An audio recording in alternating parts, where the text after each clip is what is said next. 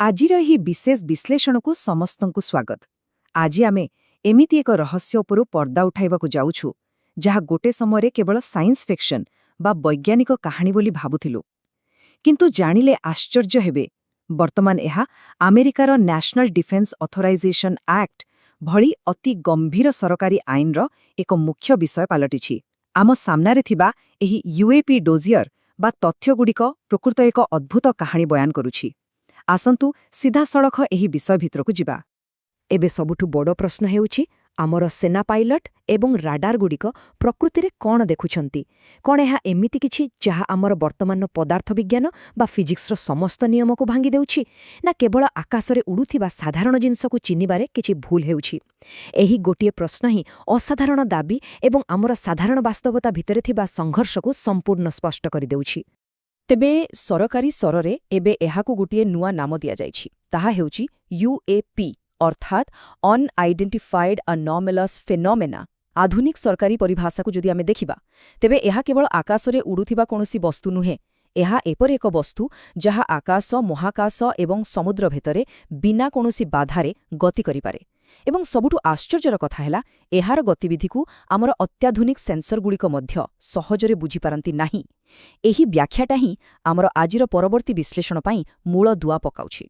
ପୁରୁଣା ଆଉ ନୂଆ ଚିନ୍ତାଧାରା ଭିତରେ ଥିବା ପାର୍ଥକ୍ୟଟା ଏଠାରେ ବହୁତ ସ୍ପଷ୍ଟ।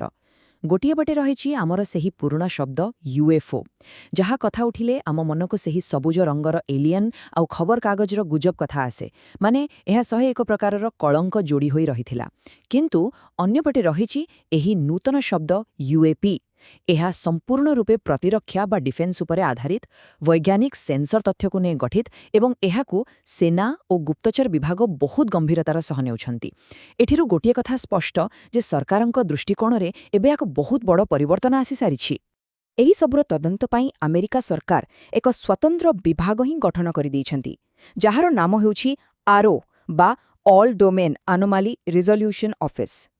ଏହା ପ୍ରକୃତରେ ପେଣ୍ଟାଗନର ସେହି ସ୍ୱତନ୍ତ୍ର ଅଫିସ୍ ଯାହାକୁ ଏହି ଅସ୍ୱାଭାବିକ ଘଟଣାଗୁଡ଼ିକର ବୈଜ୍ଞାନିକ ଢଙ୍ଗରେ ତଦନ୍ତ କରିବାକୁ ଦାୟିତ୍ୱ ଦିଆଯାଇଛି। ସେମାନଙ୍କର ଗୋଟିଏ ହିଁ ମୂଳ ଲକ୍ଷ୍ୟ, କେବଳ ଡାଟା ବା ପ୍ରାପ୍ତ ତଥ୍ୟ ଉପରେ ଆଧାର କରି ଗୋଟେ ଠିକ୍ ନିଷ୍କର୍ଷରେ ପହଞ୍ଚିବା।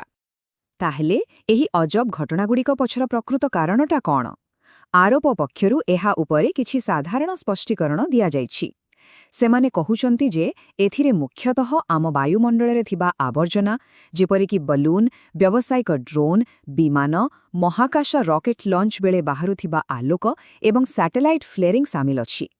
ସେମାନେ ବହୁତ କଠୋର ତଦନ୍ତ କରି କହୁଛନ୍ତି ଯେ ଆକାଶରେ ଦେଖାଯାଉଥିବା ଅଧିକାଂଶ ବସ୍ତୁ କେବଳ ସାଧାରଣ ଆବର୍ଜନା କିମ୍ବା ମଣିଷ ତିଆରି କରିଥିବା ଜିନିଷ ଛଡ଼ା ଆଉ କିଛି ବି ନୁହେଁ। ଏଠାରେ ସରକାରୀ ଆଭିମୁଖ୍ୟଟା କିନ୍ତୁ ସମ୍ପୂର୍ଣ୍ଣ ସ୍ପଷ୍ଟ। ଆରୋର ଡିରେକ୍ଟର ଡକ୍ଟର ଜନ୍ କୋସ୍ଲୋସ୍କି ପୁରା ସିଧାସଳଖ କହିଛନ୍ତି ଯେ ଆରୋ ବର୍ତ୍ତମାନ ସୁଦ୍ଧା କୌଣସି ପୃଥିବୀ ବାହାରର ଜୀବ, କାର୍ଯ୍ୟକଳାପ ବା ପ୍ରଯୁକ୍ତିବିଦ୍ୟାର କୌଣସି ବି ପ୍ରମାଣିତ ତଥ୍ୟ ପାଇନାହିଁ। ଦେଖନ୍ତୁ, ଏହା ଏକ ଅତି ସ୍ପଷ୍ଟ ଏବଂ ସିଧାସଳଖ ନାସ୍ତିବାଣୀ ଅଟେ। ଏହା ପ୍ରମାଣ କରୁଛି ଯେ ସରକାରୀ ବିଭାଗ ଏବେ ବି ଏହି ଘଟଣାଗୁଡ଼ିକୁ ଏଲିଏନ୍ମାନଙ୍କ ସହ ଯୋଡ଼ିବା କଥାକୁ ପୂରାପୂରି ପ୍ରତ୍ୟାଖ୍ୟାନ କରୁଛି। ସେମାନେ ମାନିବାକୁ ପ୍ରସ୍ତୁତ ନୁହନ୍ତି।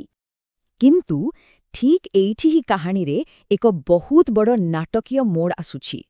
ସରକାରଙ୍କ ଦାବିର ସମ୍ପୂର୍ଣ୍ଣ ବିପରୀତ ଯାଇ ଏକ ବିବୃତ୍ତି ଦେଇଛନ୍ତି ଆମେରିକାର ପୂର୍ବତନ ପ୍ରତିରକ୍ଷା ବିଭାଗ ଅଧିକାରୀ ଲୁଇସ୍ ଏଲିଜଣ୍ଡୋ। ସେ କଂଗ୍ରେସ ସାମ୍ନାରେ ଶପଥ ନେଇ ବହୁତ ସ୍ପଷ୍ଟ ଭାବରେ କହିଛନ୍ତି ଯେ ୟୁଏପିଗୁଡ଼ିକ ସତ୍ୟ ଏବଂ ଆମେରିକା ପାଖରେ ଏହି ୟୁଏପି ପ୍ରଯୁକ୍ତିବିଦ୍ୟା ରହିଛି। ଖାଲି ଆମେରିକା ନୁହେଁ, ଆମର କିଛି ଶତ୍ରୁଙ୍କ ପାଖରେ ମଧ୍ୟ ଏହା ରହିଛି। ଭାବନ୍ତୁ ଥରେ, ଜଣେ ପୂର୍ବତନ ଗୁପ୍ତଚର ଅଧିକାରୀଙ୍କର ଏହି ବିରାଟ ଦାବି ପେଣ୍ଟାଗନର ସରକାରୀ କଥାକୁ ପୂରାପୂରି ଖଣ୍ଡନ କରିଦେଉଛି। ଆଉ ଏକ ବହୁତ ବଡ଼ ଦାବି ମଧ୍ୟ ସାମ୍ନାକୁ ଆସିଛି। ତାହା ହେଉଛି ଇମ୍ୟାକ୍ୟୁଲେଟ୍ କନଷ୍ଟେଲେସନ୍। ଗୁପ୍ତ ତଥ୍ୟ ପଦାକୁ ଆଣୁଥିବା କିଛି ହୁଇସଲ୍ ବ୍ଲୋୟର୍ସଙ୍କ ରିପୋର୍ଟ ଅନୁଯାୟୀ ଏହା ଏକ ଅତ୍ୟନ୍ତ ଗୋପନୀୟ ଏବଂ ସରକାରଙ୍କ ଦ୍ୱାରା ଅସ୍ୱୀକୃତ ହୋଇଥିବା ଏକ ସ୍ପେଶାଲ ଆକ୍ସେସ୍ ପ୍ରୋଗ୍ରାମ ବା ୟୁଏସ୍ଏପି। ଦାବି କରାଯାଉଛି ଯେ ଏହି ଗୁପ୍ତ କାର୍ଯ୍ୟକ୍ରମ ଜରିଆରେ ହିଁ ୟୁଏପି ସମ୍ପର୍କିତ ଯେତେ ସବୁ ହାଇ ଡେଫିନିସନ୍ ଫଟୋ ଆଉ ସେନ୍ସର ତଥ୍ୟ ରହିଛି ସେସବୁକୁ ଏକାଠି କରାଯାଇଛି, ଯାହାକୁ ଆଜି ପର୍ଯ୍ୟନ୍ତ ବାହାର ଦୁନିଆ ଆଗରେ ପ୍ରକାଶ କରାଯାଇନାହିଁ। ଆଉ ଅଭିଯୋଗଟା କେବଳ ଏତିକିରେ ସୀମିତ ହୋଇ ରହିନାହିଁ।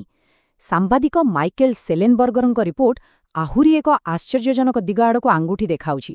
ସେଠିରେ କୁହାଯାଇଛି ଯେ ଆମର କାର୍ଯ୍ୟନିର୍ବାହୀ ଶାଖା ଦଶନ୍ଧି ଦଶନ୍ଧି ଧରି କଂଗ୍ରେସର ବିନା ଜ୍ଞାତ ସାରରେ, ବିନା କୌଣସି ତଦାରଖରେ ଏବଂ ବିନା ଅନୁମତିରେ ଏହି ୟୁଏପି ବିଷୟଗୁଡ଼ିକୁ ପରିଚାଳନା କରିଆସୁଛି। ଏହା କୌଣସି ଛୋଟମୋଟ କଥା ନୁହେଁ।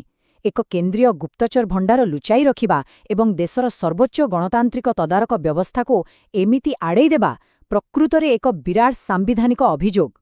ଯଦି କାଗଜପତ୍ର ବା ଦଲିଲ ସ୍ତରରେ ଦେଖିବା, ବାସ୍ତବିକତା ଆହୁରି ରହସ୍ୟମୟ ଲାଗିବ।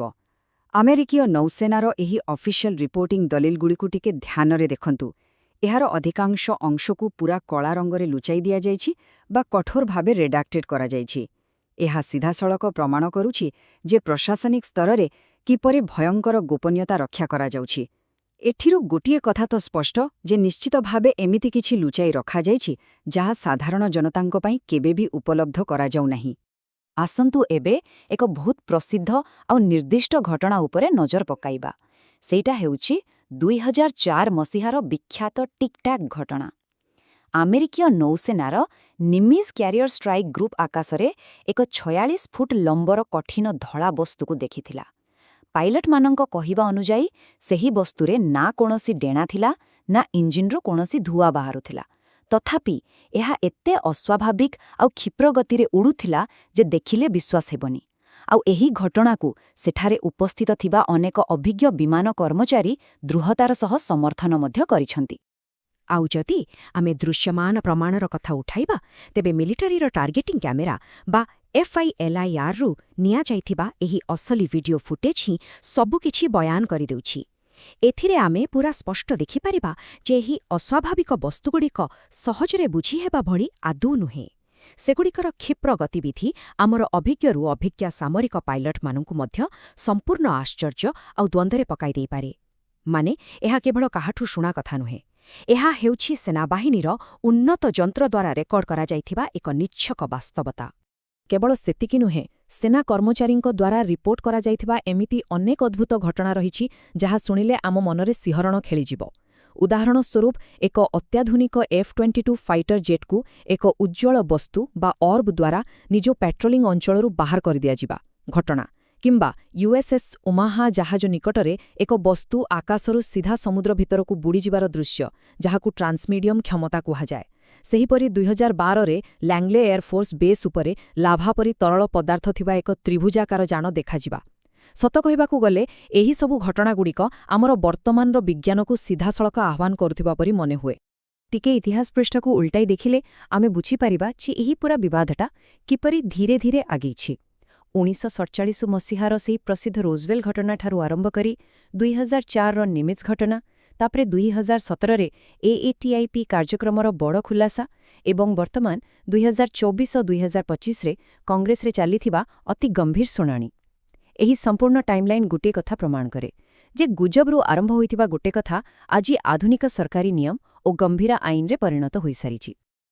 ଆଶ୍ଚର୍ଯ୍ୟର କଥା ହେଉଛି, ଆଜିର ଏହି ଆଧୁନିକ ସମୟରେ ମଧ୍ୟ ଏହି ୟୁଏପିଗୁଡ଼ିକ ସମ୍ପର୍କରେ ଆସୁଥିବା ରିପୋର୍ଟଗୁଡ଼ିକୁ ସେହିପରି କଠୋର ଭାବରେ କଳା ରଙ୍ଗରେ ଆବୃତ କରାଯାଉଛି। ସାମରିକ ଗୁପ୍ତଚର ସଂସ୍ଥାଗୁଡ଼ିକ ବର୍ତ୍ତମାନ ମଧ୍ୟ ଲଗାତାର ଭାବରେ ଏହି ଘଟଣାଗୁଡ଼ିକୁ ରେକର୍ଡ କରୁଛନ୍ତି ନିଶ୍ଚୟ, କିନ୍ତୁ ବାରମ୍ବାର ଏହି ପ୍ରକାର କ୍ଲାସିଫିକେସନ ନିୟମ ଯୋଗୁଁ ସାଧାରଣ ଲୋକ ଏବଂ ଅନୁସନ୍ଧାନକାରୀଙ୍କୁ ପ୍ରକୃତ ତଥ୍ୟ ଜାଣିବାର ବଞ୍ଚିତ କରାଯାଉଛି। ଏହା ଗୋଟେ ବହୁତ ବଡ଼ ପ୍ରତିବନ୍ଧକ। ଏବେ ଆସନ୍ତୁ ଗୋଟେ ବହୁତ ବିବାଦୀୟ ପ୍ରସଙ୍ଗ ଉପରେ ଆଲୋଚନା କରିବା। ସେଟା ହେଉଛି କୋନା ବ୍ଲୁ କାର୍ଯ୍ୟକ୍ରମ।